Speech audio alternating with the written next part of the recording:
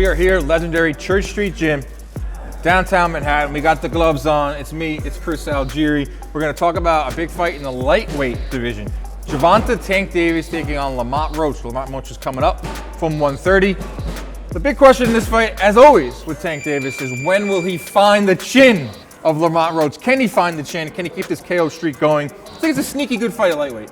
You've put it perfectly. Sneaky good fight. I think people who know of Lamont Roach and have seen how he's progressed recently know that this is actually a really good fight. So in this video, we're gonna tell you what Tank does great. We're gonna tell you what Lamont Roach does great, what their game plans could be, and then we'll try to predict the winner. Gervonta Davis. When you think of Gervonta Davis, you think knockouts, right? This is the number one thing he does great. Yeah. The guy gets himself in position. He's very smart. He actually uses he has very high boxing IQ. You know, he's a big amateur background. You see the way he sets these guys up, but it's just a matter of time before he detonates on your chin. And usually when he does, it's the end of the night. A lot of times it comes late too. I know he knocked down Ryan Garcia early, but eventually got him out in the second half of the fight. Frank Martin, second half of the fight. Falls behind often too. He just simply doesn't throw punches. I mean, you're looking at like sometimes single digits. You're looking at less than 20 punches thrown around for Gervonta Davis, but he always catches you. Will that come back to bite him in the butt? I've always said it could. I mean, obviously it never has, you know, because he does eventually find that chin. But I think he's a very underrated boxer in terms of how he sets things up. He's a very precise puncher. My placement of my punching, that's what people sleep on. They think it's just power, but it's accuracy. Places those punches beautifully, finds that chin, finds the solar plexus, finds the liver. So in this fight, I think he's going to have to be a little bit busier, because a guy like Lamont, man, he can squeak by. He's happy. He'll be happy to win around by a hair. It doesn't matter. Let's talk about Lamont Roach. He's coming up from 130 pounds, so he's a champion there. Very good technical boxer. Doesn't have the knockout power that Gervonta does, but I think he can do things that will frustrate Gervonta. Yeah, I mean, it's really good fundamentals. He was a multi-time national champion in the amateurs. You know, and as a pro, we've seen him develop and progress, especially recently. But he's got very, very precise punches, and he's got a little more power than he gets credit for. You know, everybody that talks about sparring with him or fighting him, he said, you know, he is hard to beat. He has drop guys. Yeah, he drops he a lot of guys. He doesn't put them out like Right.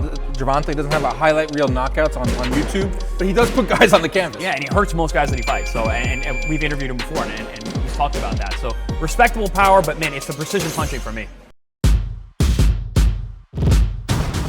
All right, we're talking Gervonta Tank Davis and what he does great.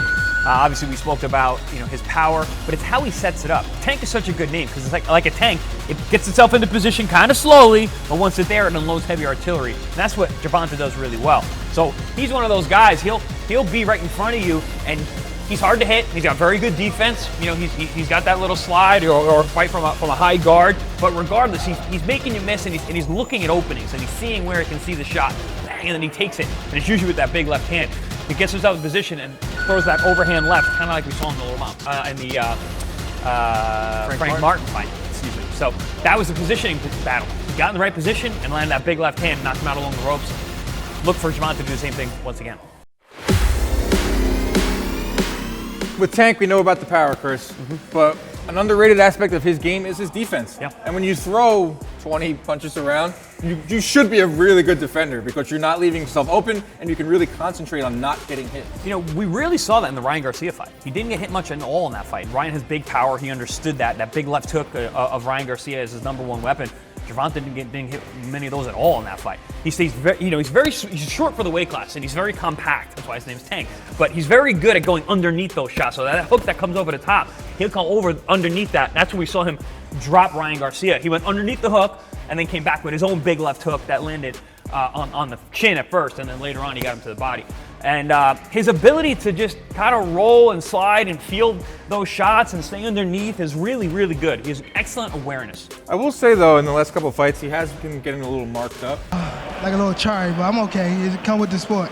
Yeah. Like, the reflexes, he just turned 30. The reflexes maybe are starting to go a little bit. Are you seeing that as much as I am? I don't think it's so much that his reflexes are going. I think that if he doesn't feel like he can hurt you, he's just going to let you hit him. He's going to walk you into position. He'll take one to give one because he's got so much better power. He did that with Frank Martin. He almost was smiling at certain points when he felt like he had Martin cornered, or he felt like, all right, that's the best you got with Martin. I feel like that's a big aspect in this fight because we talked about Roach doesn't have the most knockouts. does have a little bit of power. Respectable power, but I feel like in this fight, power too. Tank is probably gonna just eat a few shots early to see how it feels, and then get into that positioning. Yeah, absolutely. I think if you're comparing the power, obviously Tank has hits much harder than Lamont does, but Lamont has that sneaky power. Tank has to be careful. He could get hit with some shots that could bother him too. Lamont Roach, his fundamentals, man. The guy has excellent boxing skills. He fights from a number of different stances. He'll use the Philly shell, where he'll roll out of it and throw the right hand, boom. And also he'll fight from a high guard defense here, like earmuffs, where he throws that check hook, like catch and shoot. So when someone throws that lead hand, as soon as it touches, boom, he comes right back. He's got an excellent left hook over the top. So you look to see him either fight from that Philly shell position, where he'll be rolling and ripping the rear hand, or from a high guard defense, where he'll catch and shoot over the top. Lamont Roach is coming up for 130, but don't be mistaken. He's the bigger fighter inside of that ring. How is he going to use that length against Gervonta Davis, who has fought taller fighters before? Got to use that jab. Got to use that lead jab, and it doesn't have to necessarily land all the time. Hit that shoulder. Put that just to keep that distance. Maintain that position where you got that good positioning here with that on that back foot, and we're use that lead jab with the shorter Tank Davis. Keep him on that outside, moving away from that vaunted left hand. But it's all for the jab for me. That's where Lamont needs to make his bread and butter. How is he going to get out of the way of the power? The million-dollar question when it comes to fighting Tank Davis. None of these guys are able to get out of the way of it. Yeah. Again, it's his positioning. It's Tank's ability to close, short off the ring, cut off the ring, and get you in positions where he can land those shots. Even though he's got shorter arms, or he's a smaller guy, he's got enough power to deliver, and he believes in it. Do you think he's moving a lot, Roach? I don't think so. Lamont isn't a mover, but he will be in positions where he's actually kind of invisible. He'll be sliding and looking to counter, and I think that's going to be a really smart tactic. I think it's going to be really slow early on, and you're going to look for both guys kind of testing the water and trying to bait each other, but it's second half of the fight, it'll pick up.